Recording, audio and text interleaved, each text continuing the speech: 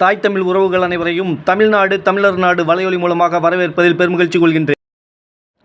Lottery மார்ட்டின்ட்ட காசை வாங்கிட்டு தமிழ்நாட்டில் லாட்ரியை கள்ளச்சந்தையில் விற்க விடுற இந்த ஸ்டாலின் பிரசாந்த் கிஷோருக்கு லாட்ரி மார்ட்டின்ட்ட வாங்கின காசை கொடுத்து வடநாட்டு பார்ப்பனரை வேலைக்கு வச்சு ஆட்சி அதிகாரத்துக்கு வரணுங்கிறதுக்காக அமைதியாக இருந்த தமிழ்நாட்டில் இல்லாத கலவரங்களையும் ஜாதி கலவரம், மத கலவரம் போன்ற கலவரங்களை உருவாக்கி விட்டு நாட்டில் எங்கே பார்த்தாலும் கலவரத்தையும் ஸ்டெரிலைட் மூலமாக போராட்டங்களை உருவாக்கி விட்ட இந்த ஸ்டாலின் தமிழ்நாட்டில் ஆட்சி அதிகாரத்துக்கு வந்த வரலாறு லாட்ரி மார்ட்டின்ட்ட காசை வாங்கிட்டு பிரசாந்த் கிஷோரை வேலைக்கு வச்சு தான் ஆட்சி அதிகாரத்துக்கு வந்த இந்த ஸ்டாலின் ஆட்சியில் அரசாங்க ஊழியர்களும் அரசு பணியில் இருக்கக்கூடிய ஆசிரியர் பெருமக்களும் தங்களுடைய பணியில்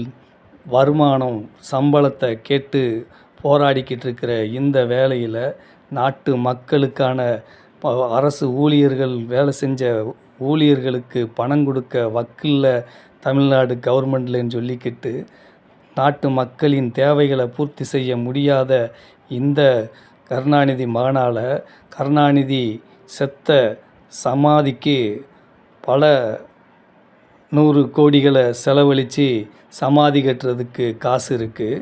அவங்க அப்பா கருணாநிதி பயன்படுத்திய பேனாவுக்கு பல 100 கோடிகளை செலவு பண்ணி வைக்கிறதுக்கு காசு இருக்குது. ஆனால் தமிழ்நாட்டு மக்களின் போராட்டங்களை என்ன ஏதுன்னு கேட்குறதுக்கு வழி இல்லை. ஆசிரியர் பெருமக்களுக்கு சம்பளம் கொடுக்கறதுக்கு தமிழ்நாடு அரசுகிட்ட வக்கில்ல. ஆட்சியில் இருக்கும்போது அரசு ஊழியர்களுக்கு சம்பளம் கேட்டு போராடுறாங்க. அவங்க போராட்டத்துக்கு சம்பளம் கொடுக்கறதுக்கு வக்கில்லைன்னு சொல்லி கையை விரிக்கிற இந்த ஸ்டாலின் தான் நம்ம தமிழக மக்களை பூரா போராட்டங்கள், கலவரங்கள், ஆர்ப்பாட்டங்கள்னு சொல்லி திசை திருப்பி விட்டு அரும்பிடாமல் மக்களுக்கு விநியோகம் பண்ணக்கூடிய அரிசியில் மட்டும் 1900 நியாய விலைக்கடையில் மூலமாக விநியோகிக்கப்படக்கூடிய அரிசியில் 1900 கோடி அடிச்சிருக்காங்க. அதுபோக மாதம் மின்சார கட்டணத்தை உயர்த்திக்கிட்டு வர்றதுக்கு இப்போ தான் காரணம் என்னன்னு தெரியுது.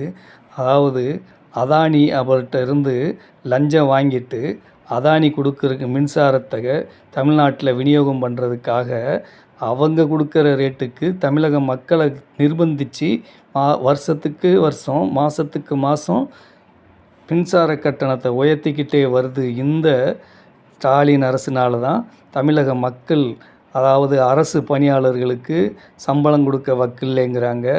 அரசில் வேலை பார்க்கக்கூடிய அரசாங்க பள்ளியில் வேலை பார்க்கக்கூடிய அரசு ஆசிரியர்களுக்கு பணம் கொடுக்க வக்கில்லைன்னு சொல்லிக்கிட்டு இருக்கிறாங்க இந்த ஸ்டாலின் அரசு. இவங்க அப்பாவுக்கு செலவைக்கிறதுக்கு 100 கோடியும், அவங்க அப்பா பயன்படுத்தின பேனாவுக்கு செலவைக்கிறதுக்கு 100 கோடியும் செலவழிக்கக்கூடிய இந்த வக்கத்தை ஸ்டாலின் தமிழ்நாட்டில் அதானி குழுமத்தையும் நம்ம பிஜேபி கட்சியையும் அதானி மூலமாக உள்ளே உருவாக்கி விட்டு கள்ள கூட்டணி பிஜேபியோட வச்சுக்கிட்டு தமிழக மக்களை வஞ்சிச்சுட்டு வர்றாங்க. எங்கே பார்த்தாலும் தமிழக மக்களின் வீடுகள் இடிக்கப்படுது. அதையெல்லாம் மாற்றுறதுக்கு தமிழக மக்கள் கொஞ்சமாவது யோசித்து பாருங்கள். நாம் தமிழர் கட்சிக்கு உங்களுடைய வாக்குகளை அளிக்குமாறு அன்போடு கேட்டுக்கொள்கிறோம். அரசு பள்ளியில் வேலை பார்க்குற அரசு ஆசிரியர்களுக்கு சம்பளம் கொடுக்கறதுக்கு பணமில்லைன்னு சொல்லி கையை விரிக்கிற இந்த ஸ்டாலின் தான் அரசாங்கத்தில் வேலை பார்க்கக்கூடிய அரசு ஊழியர்களின் மாத சம்பளத்தை கொடுக்க வக்கில்லைன்னு கையை விரிக்கிற இந்த ஸ்டாலின் தான் மக்கள் நல பணிகளுக்கு பணம் கொடுக்க வக்கில்லைன்னு சொல்லி கையை விரிக்கிற இந்த ஸ்டாலின் திராவிட மாடல் அரசு தான் அவங்க ஐயா கருணாநிதி செலவைக்கிறதுக்கு பல 100 கோடிகளையும், அவங்க ஐயா பயன்படுத்தின பேனாவுக்கு செலவைக்கிறதுக்கு பல 100 கோடிகளையும் மக்கள் வரிப்பணத்திலிருந்து எடுத்து செலவு பண்ணுறாரு. அப்படின்னா இந்த வக்கத்த ஸ்டாலின் யாரை ஏமாத்துறாரு அப்படிங்கிறத கொஞ்சம் நல்லா புரிஞ்சுக்கோங்க.